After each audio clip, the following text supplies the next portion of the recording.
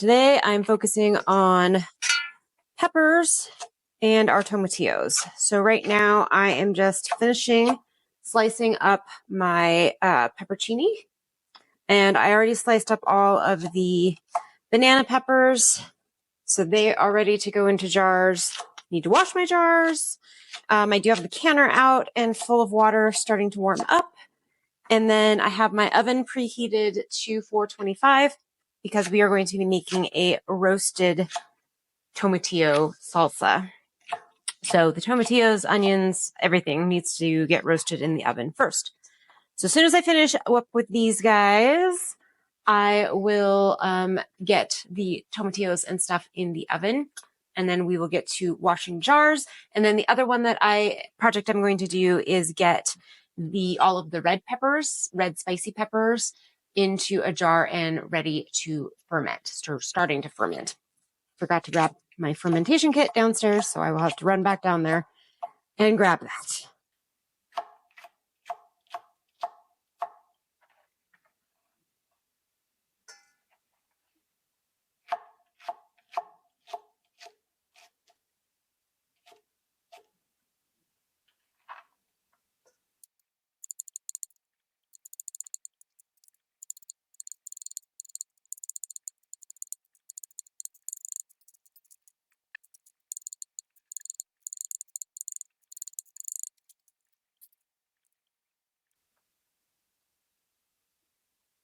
Since my pepperoncinis and banana peppers did so well this year, I am saving seed from both of them.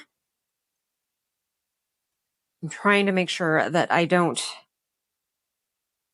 cross them, but I don't think I will. I think I cleaned up the banana pepper seeds pretty good. Pepperoncinis don't actually have a ton of seeds in them.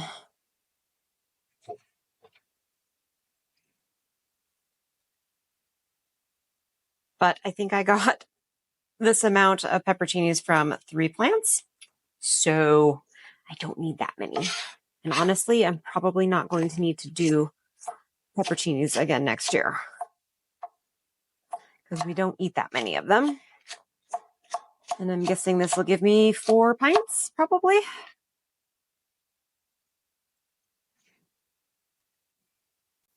Who are we kidding? I'm probably going to plant pepperoni plants. All right, let me just get rid of these seeds here. And then all I'm doing is pulling the seeds off the little membranes there.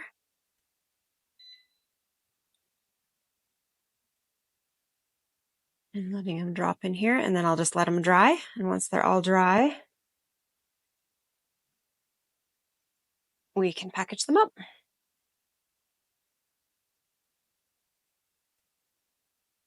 And pepper seeds will probably fairly easily last 2 years.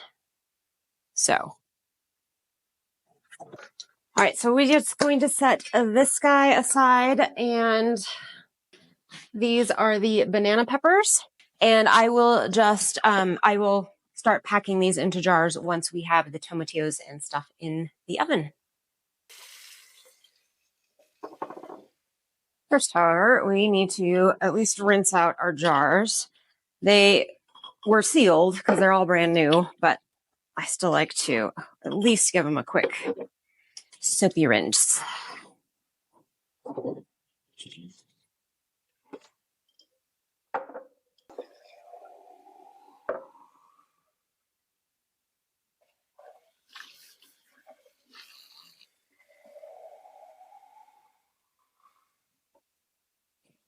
All right, going to put these into the canner so they can stay nice and toasty.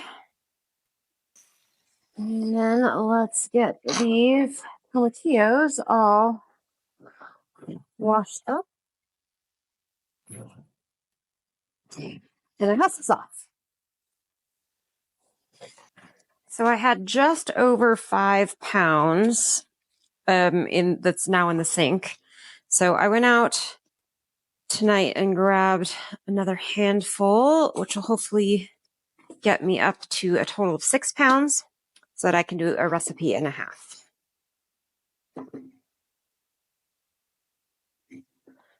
Not going to be quite there, I don't think. Oh, we will. Yay!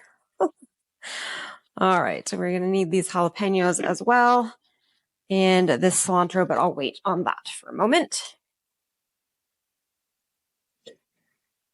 Oh, this tomato, this is a tomato, not a tomatillo. That's fine.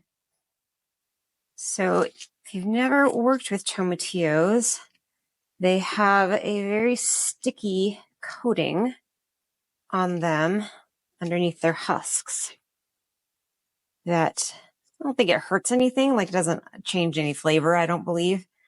But you do want to try and get most of it off.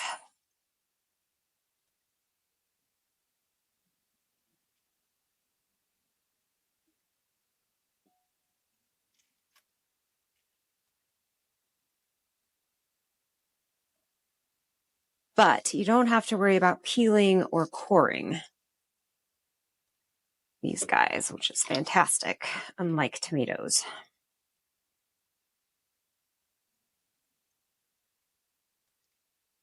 Well, I guess you kind of do have to worry about peeling them, since this is what we're doing at the moment.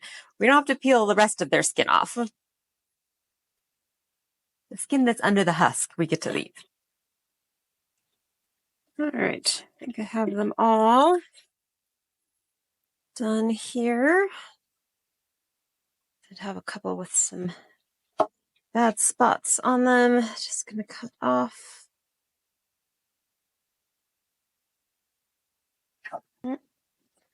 Oh, 2 I missed. The recipe that we are going to be using is from the all-new ball book of canning and preserving, roasted salsa verde. So 4 pounds of tomatillos, 2 medium-sized onions, 2 jalapenos or serranos, 6 garlic cloves. Start with our peppers here. Like I said, we are doing a recipe and a half because we have 6 pounds of tomatillos. And then let me get a bunch of this garlic peeled, and then we can get the rest of things on here.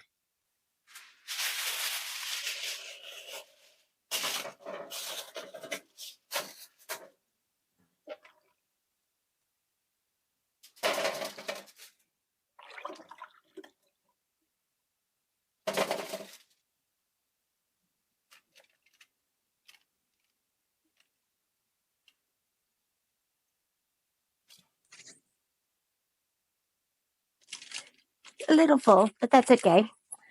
I already have the onions and peppers and the rest of the tomatillos in the oven.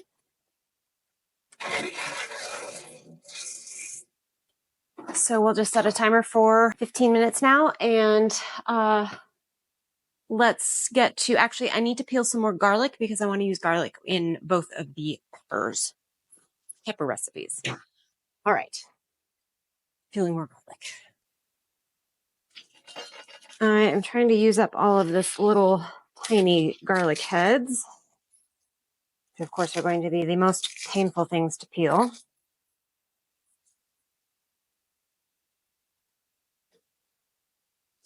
But I don't want them to go bad, so.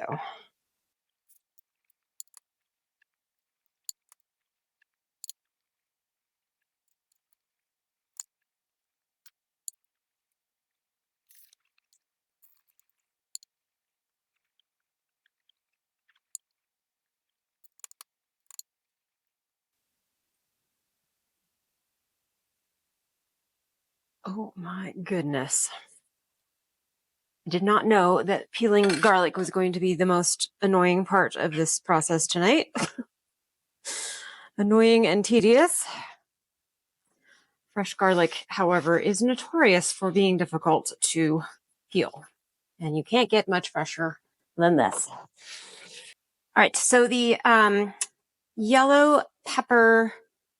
pickled yellow pepper ring recipe is coming from the National Center for Home Food Preservation website.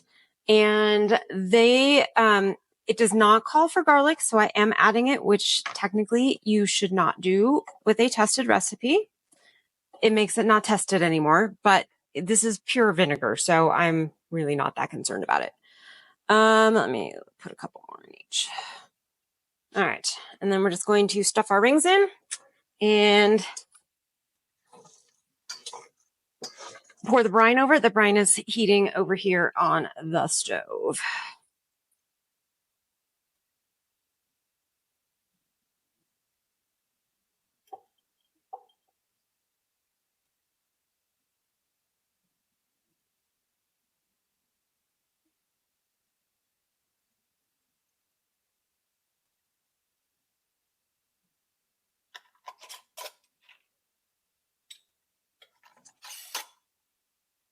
All right, I'm just going to put these into the canner for right now so they stay warm.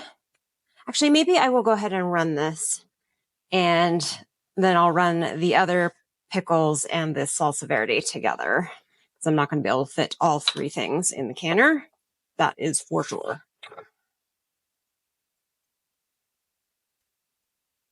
For the pepperoncinis, I am not using a tested recipe.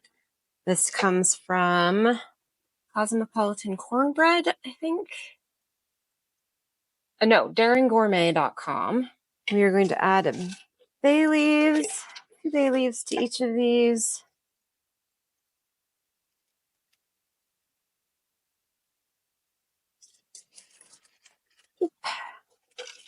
And some black peppercorns, which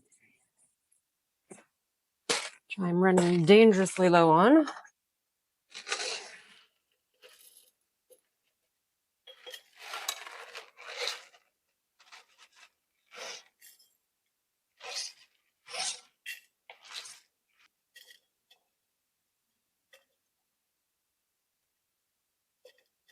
And the garlic.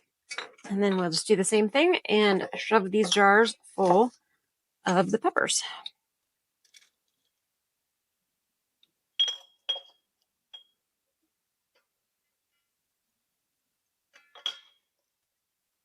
This brine recipe is a little different. It is 1-to-1 water and vinegar, and does have a little bit of sugar in it as well as the salt.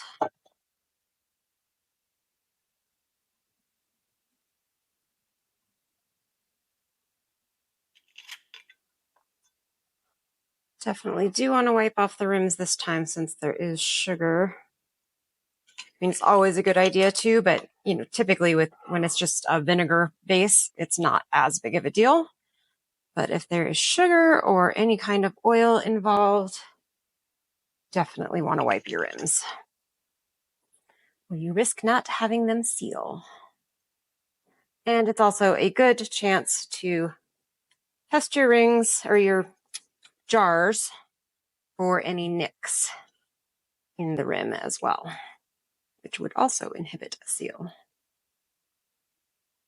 And then these are going to go in the canner because once again, I have bit off more than I can chew for an evening project.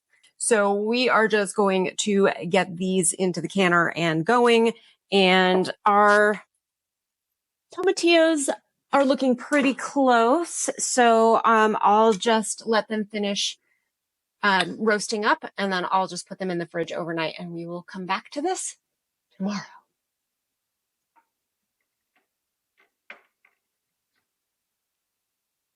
I don't think I'm going to get my last little half pint in here.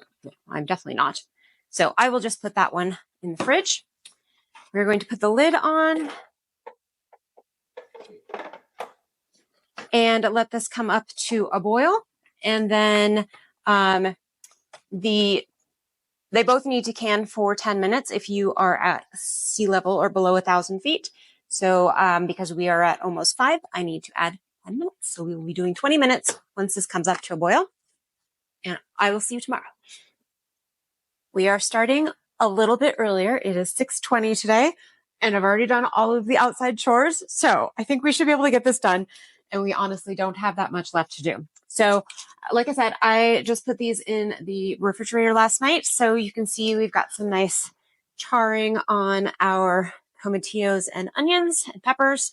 So I'm just going to toss this all in a blender now and add a few more ingredients and get it blended up. I believe the rest of the things that we need are just lime juice, cilantro, salt, and pepper. So easy enough. But let's go ahead and get all this stuff into the blender. It's actually kind of nice that I did allow these to be all nice and cold. So I'm not blending up super hot stuff right out of the oven, which I've done and burned myself. So, you know.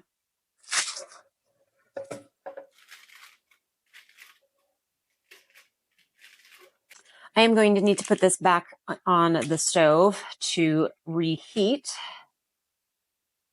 because we don't want to be putting cold product into a hot canner. So it doesn't say to do this, but I am going to go ahead and add my cilantro now, just so I don't have to chop it by hand. Kind of silly. And just 1/4 cup, so we need a little more than that. Turn this down really low.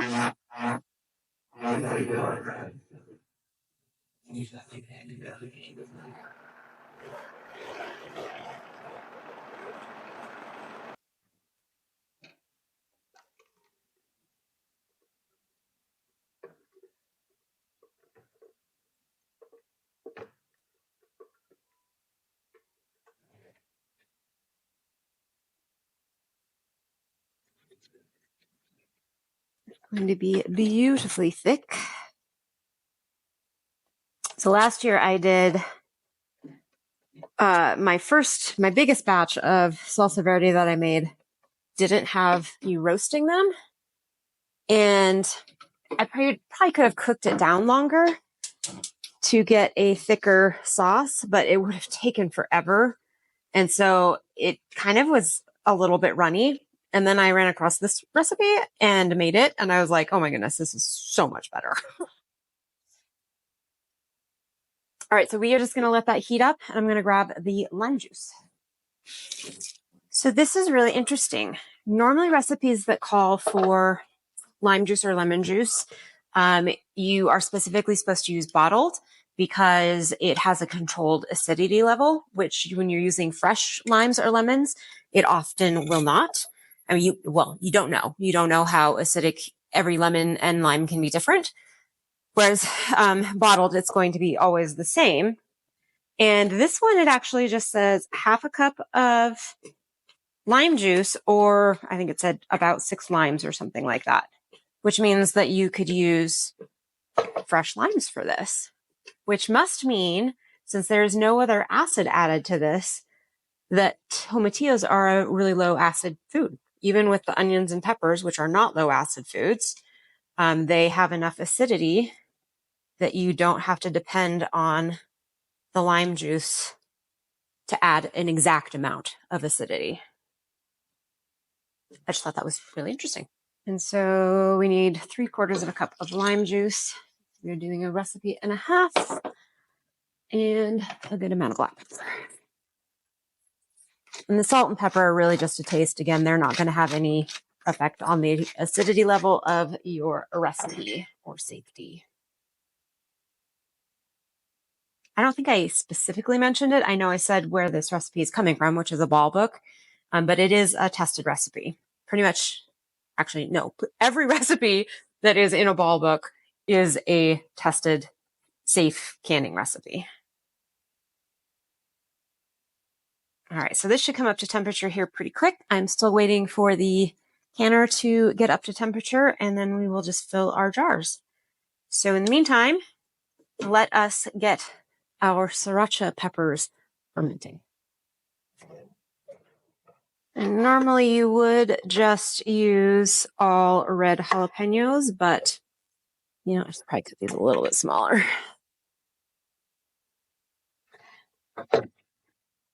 But I don't have that many, so I am going to use a mixture of the jalapenos, and I have these big red cherry.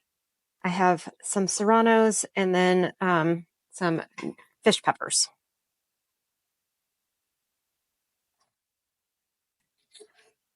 And my salsa verde is splattering all over the place. Put a lid on that. And all of these are spicy peppers, so that's why I kind of don't feel like it's going to make that big of a difference. But they're not all jalapenos.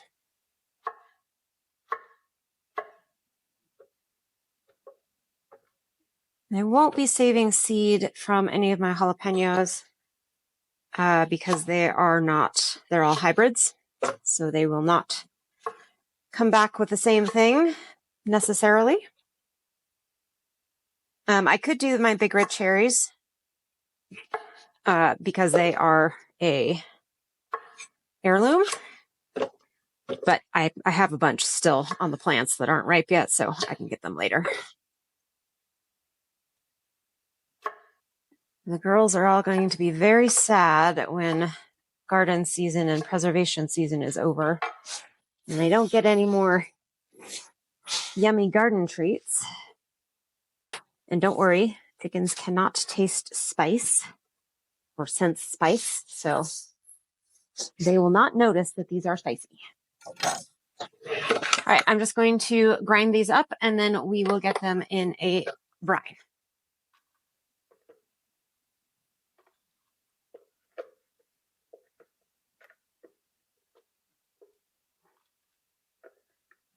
So fermenting is not something I've done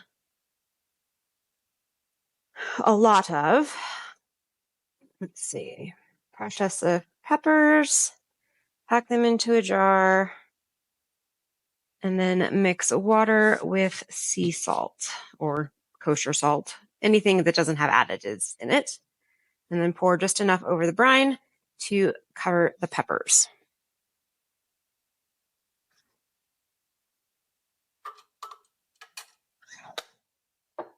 So like I said, I don't know much about fermenting.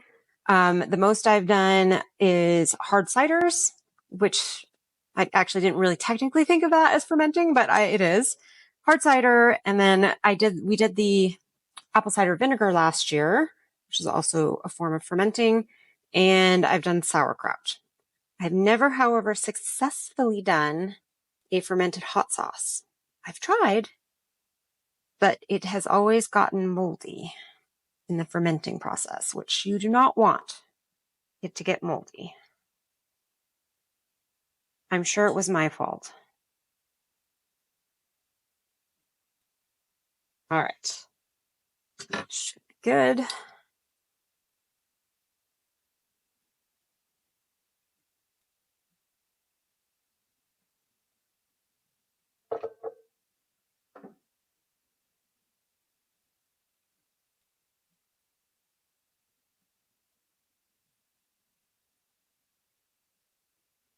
One of the reasons things get moldy is because the thing that you are fermenting is not completely covered in liquid, which is what you want.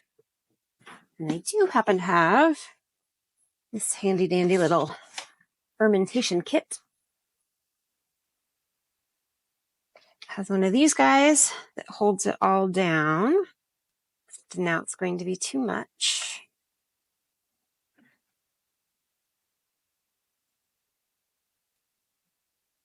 I just spilled some off at the top there. So that will hold everything down. And then this little guy has a little hole on the top that allows air through. It doesn't have that big of a hole. That one's not looking like it's in great shape. Get a new one. It's supposed to just have a little teeny tiny hole. So it allows air to escape without you having to actually burp it every day. And then you just screw this on like that. And it is highly recommended that you put this on a plate because it's very possible that as it ferments and bubbles up, it will bubble over and make a mess. So you grab a plate, and then we are just going to leave this out of the direct sunlight for the next week or so. Our house is pretty warm, so it'll probably go quickly, the fermentation process. All right. There we go. Our canner is ready. Our salsa is hot.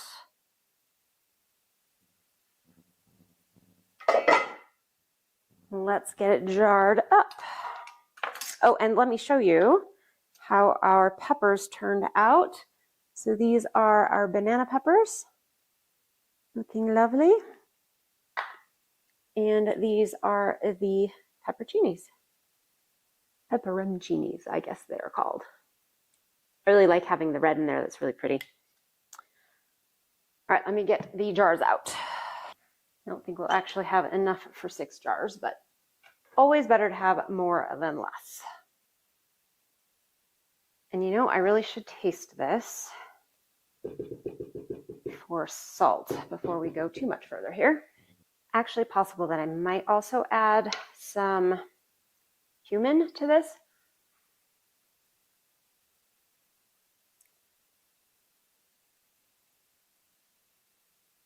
Yeah, I think I'm going to add, it definitely needs a little bit more salt. I'm going to add a little bit of cumin just for a smoky flavor. Well, apparently I'm not going to add much cumin, as that appears to be all that we have. So it will have to be enough. I'm going to add just another half a tablespoon of salt.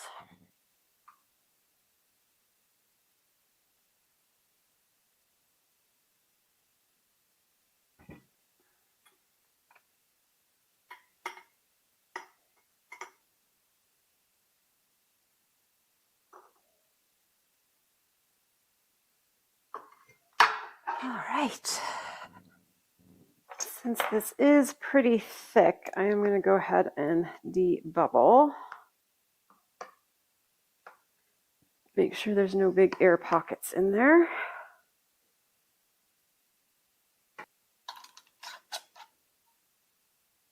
I'm going to steal one of these lids since that does not need it anymore. All right, these are going to go into the canner for 20 minutes at below 1,000 feet. For me, 30. And that is that, you guys. We have another couple of projects done for our ferment. Like I said, it's going to take a week or so, and then we're going to add a couple of different ingredients to it, some sugar, some garlic, heat it up, and then it will be done. It probably still has to age maybe for a little bit, but I'll bring you along when we get to that on one of our next projects. So I will see you next time, guys. Bye.